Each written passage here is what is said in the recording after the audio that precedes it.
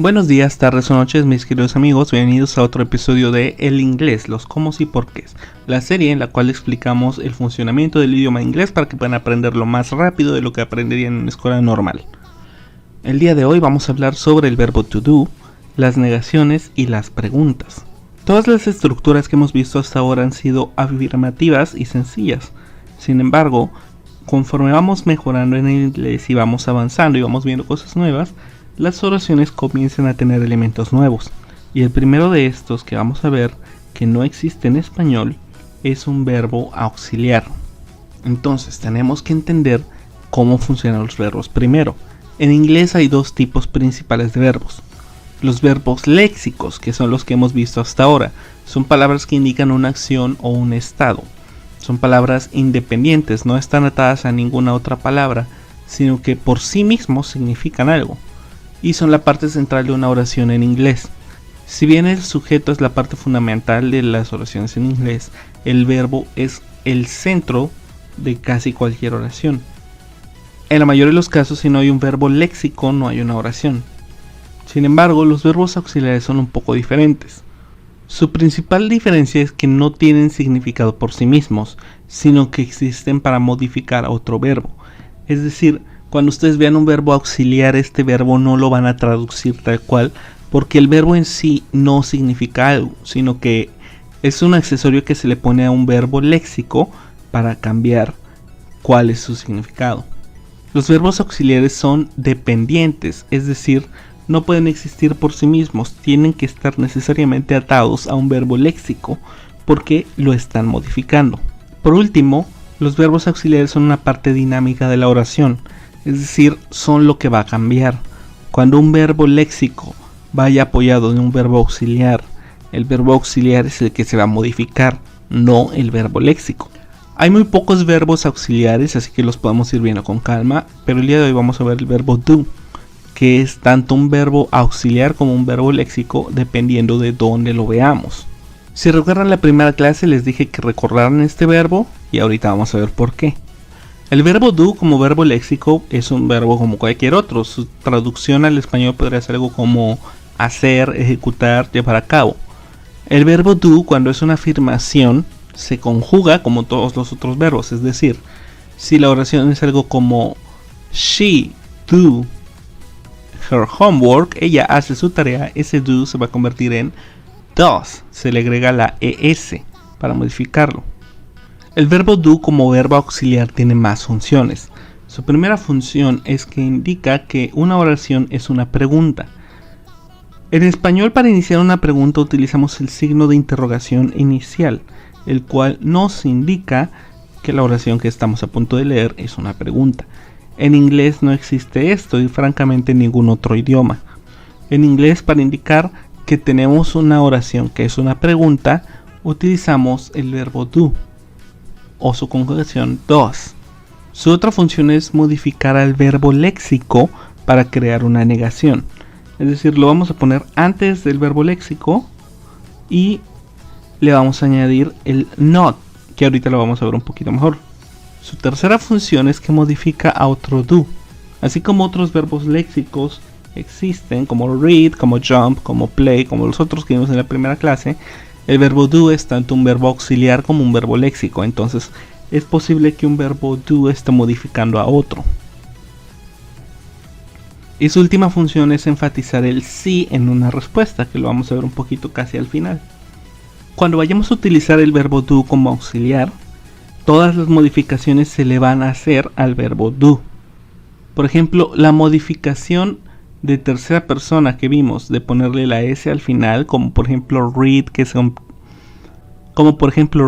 se convierte en reads, en este caso se la vamos a hacer al verbo do, se va a convertir en does. Es decir, si nuestra oración es una pregunta o si es una negación, no vamos a modificar read, vamos a modificar do. Lo mismo si la oración es negativa.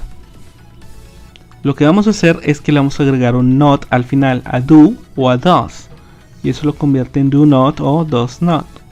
Lo otro que hace es que si la oración es negativa, se le va a añadir un not entre el verbo do y el verbo léxico. Entonces do not o does not nos va a indicar que es negativa o negativa en tercera persona singular. Y estos, al igual que el verbo be, se pueden contraer como don't o doesn't. Don't, doesn't. Y esto se va a poner antes del verbo léxico, como ya mencionamos. Si la oración es una pregunta, vamos a poner el do antes del sujeto. Generalmente va a ser la primera palabra de la oración, pero en general antes del sujeto. Entonces vamos a modificar una oración con el verbo do para que sea nuestro ejemplo. Nuestra oración base: Max eats apples every day. Max come manzanas todos los días. Entonces la modificación que vamos a hacer para volverlo negativo es que vamos a agregarle primero el do como tal. Luego, esta S que pusimos antes de tercera persona en it, se la vamos a añadir al do. Y como termina en O, se le va a agregar la E y se convierte en does. Pero como esta oración es negativa, le agregamos el not contraído, doesn't. Y nos queda Max doesn't eat apples every day. O Max no come manzanas todos los días. Entonces vamos a tomar nuestra oración original, Max eats apples every day, y la vamos a modificar. Primero vamos a iniciarla como es una pregunta con el verbo do. Do Max eat apples every day. Y luego, como tenemos esta S de aquí, en la pregunta de nuevo ya no la vamos a poner el verbo léxico, la vamos a poner el verbo auxiliar, does. Does Max eat apples every day? O Max come manzanas todos los días. Y nuestra respuesta igualmente va a utilizar el verbo do. Yes, he does. O sí, lo hace. O no, he doesn't. O no, no lo hace. Esta es la forma en la cual un do enfatiza la respuesta de una pregunta. Vamos a poner sí o no, coma, el pronombre apropiado y luego el verbo do conjugado cuando lo amerite. Y esta va a ser la estructura para las negaciones y las preguntas y las respuestas de todos los verbos en el idioma inglés excepto uno. Y esta excepción, como ya habrán imaginado, es el verbo be. El verbo be es único, como ya hemos dicho, en que como es el verbo que más se utiliza es el más cambiante y por lo tanto no sigue las reglas normales. En este caso el verbo be es su propio auxiliar. No necesita de do para negar ni preguntar. Entonces cuando estamos preguntando sobre si alguien es algo o sobre si alguien está algo, no vamos a agregar do. Lo que vamos a hacer es que vamos a cambiar la conjugación y la posición del verbo be. Si el verbo es tercera persona singular, se va a volver is, como lo haría normalmente. Si es una oración negativa, se vuelve am not, is not o are not. Y estos se pueden contraer como not, isn't o aren't. Existe otra contracción, ain't, que más comúnmente la van a ver en contextos artísticos porque viene principalmente de la cultura afroamericana. Y como todas las cosas populares de la cultura afroamericana, termina siendo absorbida en la cultura general del idioma inglés. En este caso, cuando la oración sea negativa, el verbo be no va a cambiar de posición. Si es una pregunta, en cambio, sí va a cambiar, se va a poner antes del sujeto como si fuera el verbo do. Entonces ya no va a haber un verbo en medio, sino que el verbo, como es su propio auxiliar, va a moverse al principio. Por ejemplo, Max is a very good student. Max es un muy buen estudiante. En este caso, es la oración positiva, no cambia. Max es un muy buen estudiante. Ahora, si la hiciéramos negativa, le vamos a agregar el not o contraído isn't. Max isn't a very good student. Max no es un muy buen estudiante. Muchos cometen aquí el error cuando están empezando de decir Max don't is o Max don't be. Pero tenemos que poner un poquito más de atención en esta porque es realmente el único verbo en el que cambia, entonces vale la pena recordarlo. Con la pregunta va a pasar lo mismo. Como es su propio auxiliar se mueve al principio, ya no va a estar aquí en medio, entonces is Max a very good student? Max es un muy buen estudiante. Y nuestra respuesta se va a enfatizar igual con el verbo to be. Yes, he is o no, he isn't. Sí lo es o no, no lo es. Ahora, si se han fijado hasta ahora, todas nuestras preguntas han utilizado el auxiliar afirmativo. Y algo que me han preguntado mucho en el salón de clases es si alguna vez se utiliza el auxiliar negativo, y la respuesta es que sí, pero solo en un caso muy específico.